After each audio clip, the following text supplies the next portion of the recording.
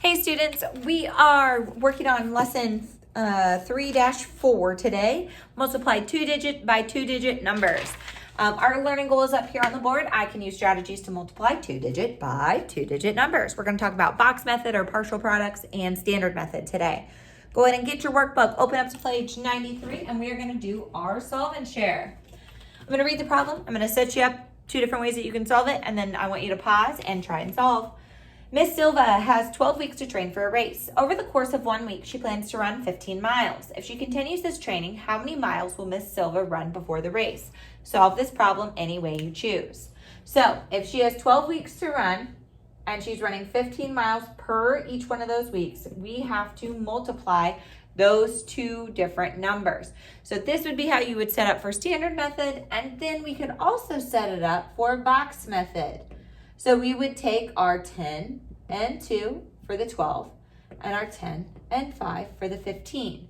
And so then in each of these little boxes, we would do the 2 numbers that match up with that box, kind of like a multiplication chart. So this would be 10 times 10, 10 times 2, 10 times 5, and 5 times 2. And so what you'll have to do is multiply and then add them all together. Go ahead and pause here. Try one of those methods, and then let's check all together. Okie dokie. Well, 10 times 10, that would be 100. 10 times 2 is 20. 10 times 5 is 50. And 5 times 2 is 10. We can line up all of our partial products, and really a lot of this is ending in 0, so that makes it easier to do in your head. And add it together. So I've got zeros. In my 10s, I have 5 plus 2 plus 1, so that's 8. And then my 1 comes straight down. Now I could also do this with a standard method. I'm going to start in my ones place and multiply by my ones place. So 5 times 2 is 10. You carry the 1, put the 0 down below because we have another digit over here to multiply by. 5 times 1 is 5 plus 1 more is 6. Okay, so we've got 60. Now I'm going to add my 0, and this is our 0 hero. I think they call it in 4th grade, maybe Miss Black. And I like to cross out the number we already multiplied by and cross out the old carryovers because I don't want to get it confused when I'm restarting the process with my 1. So I'm going to do 1 times 2 to get 2, and 1 times 1 is 1. Okay, and so what you might notice is 60, well, if I were looking at my 50 and my 10, if I added those together, I would get 60. So my partial products here is very similar to what I'm doing over here. This is just a different algorithm to do it in, but you're doing the same thing. And then here, my 100 and my 20, well, yeah, that's my 120. So when I took my 10 times 12, I got my 120. And when I took my 5 times 12, I got my 60. And that's exactly what we did here. We took 5 times 12, we got 60. And then because this one's in our tens place, we took our 10 times 12 and we got 120 down below because of that 0 hero. So let's go ahead and add these together. We've got our 0, 6, 7, 8, and our 1. So really our partial products and the products, these are partial products that we find in our standard algorithm, are very much the same. Okay, let's go ahead and click over to the next page, Rooney. Well, I'll click, you swipe the page. All right, this says a ferry carried 37 cars per trip on the weekend. If the ferry made 11 trips on Saturday and 13 trips on Sunday, how many cars did it carry on the weekend? Well, we've got kind of a multi-step problem here because a total that it can carry at one time is 37 cars. However, I don't know the total amount of trips that it's taken yet. So I need to take my 13 plus my 11 to get the 24 trips total.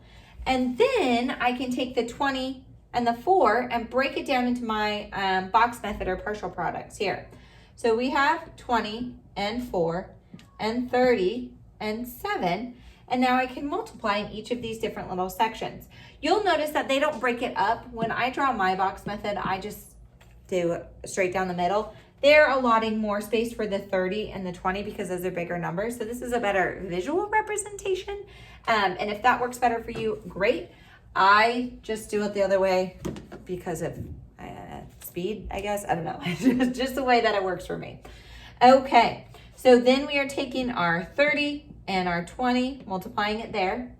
And so 3 times 2 would be 6, and then I add my 2 zeros with it. 7 times 20 is 140. And then 4 times 7, well, that's 28. And then 4 times 30, well, that's 120. And so let's go look at how they added up the partial products at the bottom of the page. So they took, we've got 120, 28, 140, and 600. I know it's kind of weird because I already clicked over to the other page. And so they took their 28, their 120, their 140, and their 600, and they got 888. Well, you can do the same thing with the standard algorithm here. So the first start of this, if we have 37 times 24, the first part of this is to multiply my ones place. Well, 4 times 7 is 28. Remember, we circle it. 4 times 3 is 12, plus 2 more is 14. So we get 148 there. Now, what you might be noticing is if you took 120 plus 28, you would have 148. So this one just does the partial products in a little bit less steps. And if the standard algorithm is tricky for you, then just go ahead and do our partial products way. But I'm just trying to show you how they relate. Okay, so then I'm done with my ones, done with that carryover. I've got to add my 0 here. And honestly, when you crisscross out and then add your 0, it turns into like a kind of just something that you do automatically, and it helps you stop forgetting to put that 0 here on there.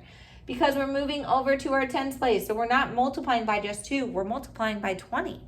So 2 times 7, well, that's 14 or 140. So my 4 is going to come next to here. I'm going to carry my 1 up over the top. And I've already crossed out that 2, so I'm not going to confuse it. 2 times 3 is 6, plus 1 more is 7. So we have 740 there. And what you might notice, if I took 600 plus 400, I'd get that 740. So these partial products that we have 1, 2 right here, go right along with our box method partial products. Okay, I'm going to add them together. 4 and 4 is 8. 7 and 1 is 8. And there we are. We have 888 cars. That's a lot of cars. Okie dokie. Let's flip over to our guided practice and work on a couple problems. All right. Janet said that the standard algorithm is just a shortcut for partial products. Do you agree? Or box method. So we can call this either way. Either name. I don't know why we need multiple names for things, but I know box method is what I have heard it called several times. So do we agree?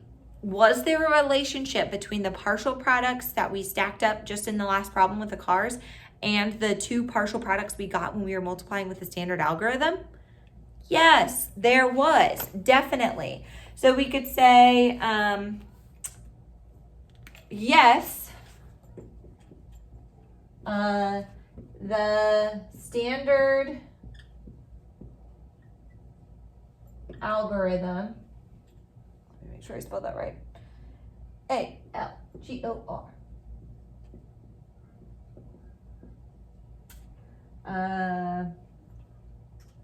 products, I guess, you know, when we have them before we add them together at the end, are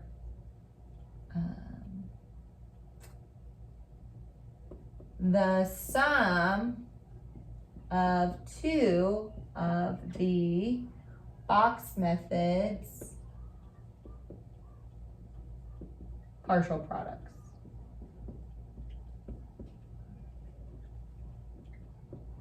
So a lot of times the standard algorithm just takes a little less time, but again, if box method is what's working for you, do what's working for you. Okay. For question 2, it says use an algorithm or partial product to help find the product. Estimate to check if your answer is reasonable. So for today, you can pick, do you want to use the algorithm or do you want to use the partial products? Pick what you know, box method, which is the same thing as partial products, or the standard algorithm. You can see the standard algorithm you're kind of filling in.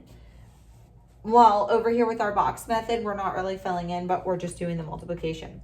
So I always think it's kind of confusing when they have you just like fill in the boxes. So I'm going to use my standard algorithm or my box method over here.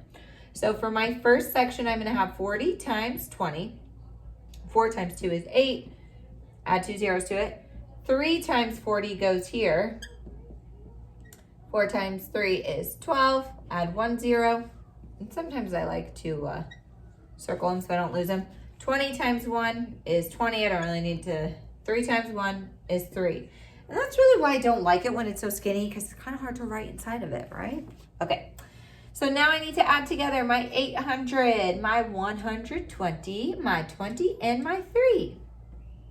Okie dokie. So 0 plus 0 plus 0 plus 3. Well, that's just 3. We've got a 0, 2, and 2. Well, that will be 4. And 8 and 1 make 9. So we get 943.